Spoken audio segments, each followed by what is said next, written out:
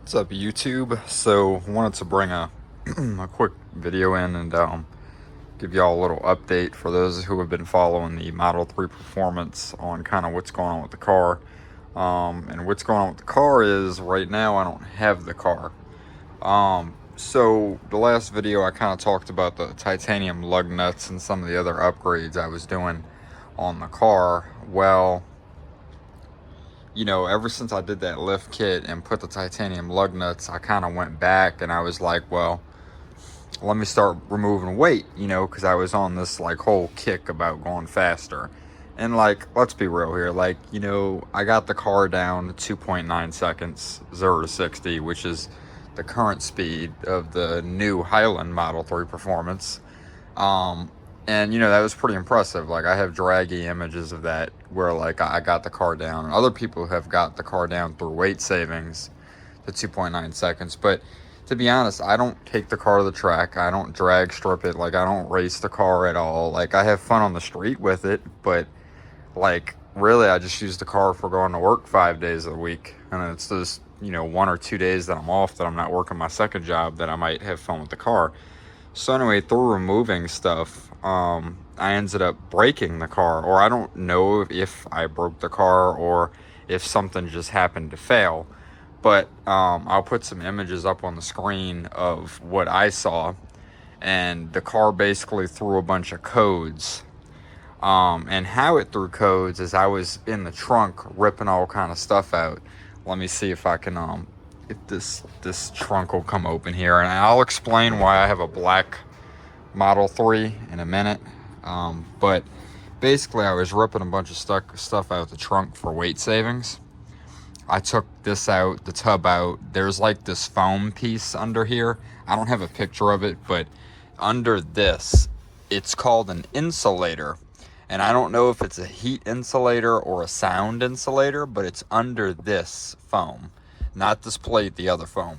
So I removed that and a bunch of other stuff. But keep in mind, I did have the back seats removed too. But everything I removed was all visual, cosmetic, it wasn't a necessity to the car being able to function. Okay, a heat shield, you might, or an insulator, I should say. You might get a little more noise in the cabin, but there's no sensors connected to that. It shouldn't have tripped anything. Same with the back seat. There's a presence sensor on it that tells the car if there's somebody sitting in the seat, but that's it. I didn't mess with any of the drivetrain or anything with the battery or anything major that you would think would trip a sensor. So anyway, after removing all this stuff, I went and took the car for a drive.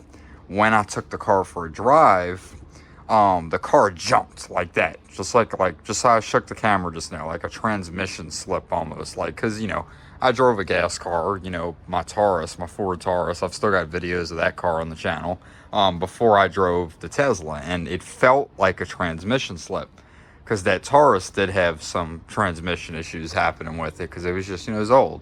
But and so immediately after it jumped like that, the car threw a bunch of codes. And again, I'll put the codes would be up on the screen somewhere if I put them earlier in the video or now, but I'll put the screenshots I have of that. And it threw ABS disabled, traction control disabled, stability control disabled, lane depart assist disabled. And what I noticed when I got all these codes on the screen after the car kind of jumped is on autopilot, it no longer showed all the cars on the road. For those that own a Tesla, when you're driving, it shows you the cars that are around you on your screen. Whether you have full self-driving or not, it's just there. It shows you what's around you as a visual display. Well, those cars went away. I had 50 cars around me. Nothing was on the screen. So it was like the Autopilot computer was no longer computing the fact that there was cars around me, which was really interesting.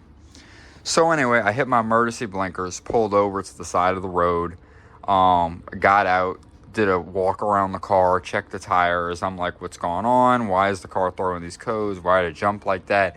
And I was kind of afraid to drive it, and I was in chill mode, I wasn't in sport. So I hit my brake and it started the car back up.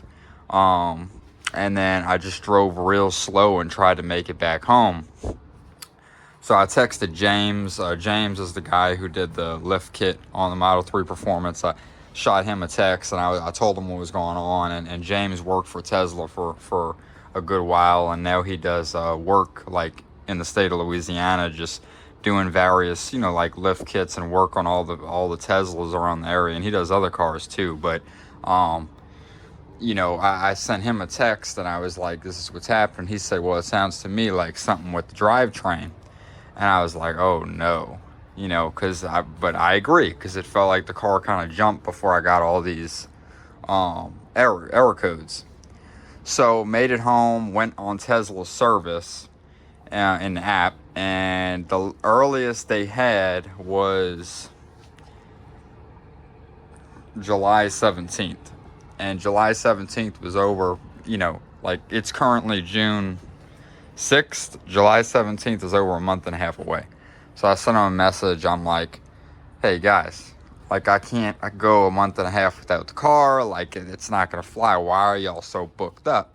You know, and they said, well, look, you know, come bring the car before 5 today. We'll get you in a loaner.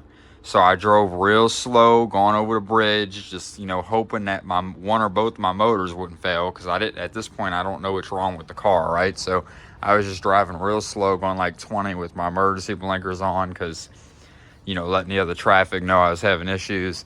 Made it over there, went in, and they're like, all right, we'll take the car. And then they said, we have this loaner, and they gave me this, it's a Model 3 Standard Range Plus, and this is a 2021 model, so it does have some small panel gap stuff going on with it, but you know, it's only got 17,000 miles. So my guess is this car has always been used as a loaner car.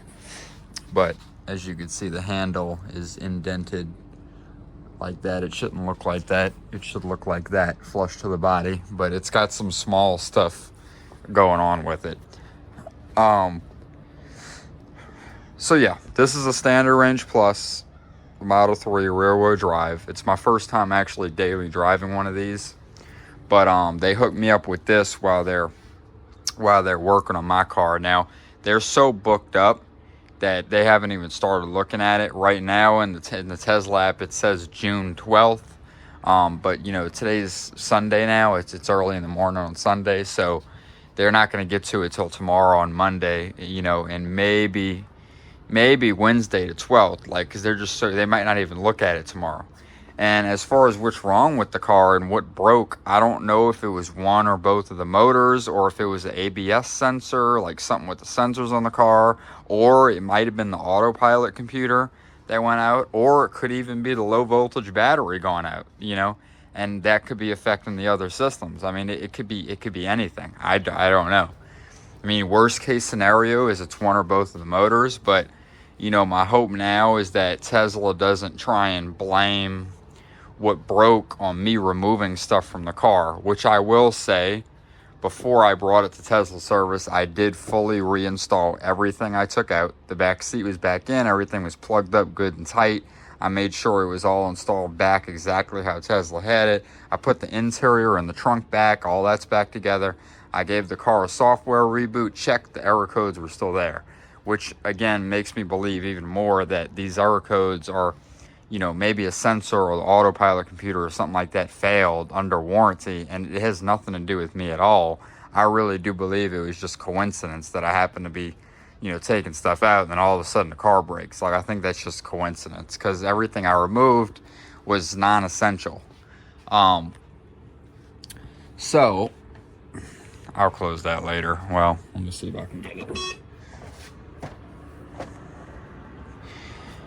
So anyway, that's what's happening with the state of the car, and I'll let you guys know and keep y'all updated what it is. I hope Tesla doesn't try and say the lift kit that I put on the car or the metal skid plate or any of the aftermarket upgrades I have somehow voided my warranty.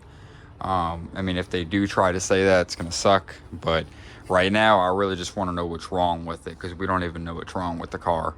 And until then, this loaner vehicle is completely covered under warranty. I don't have to pay for this. I can just keep it as long as they take to work on the car. And I guess I'll have another video once I have some information on what's going on with the car. And after this, let's just say I will not be modifying or removing anything on the car. I'm going to be leaving it stock, because this is bad.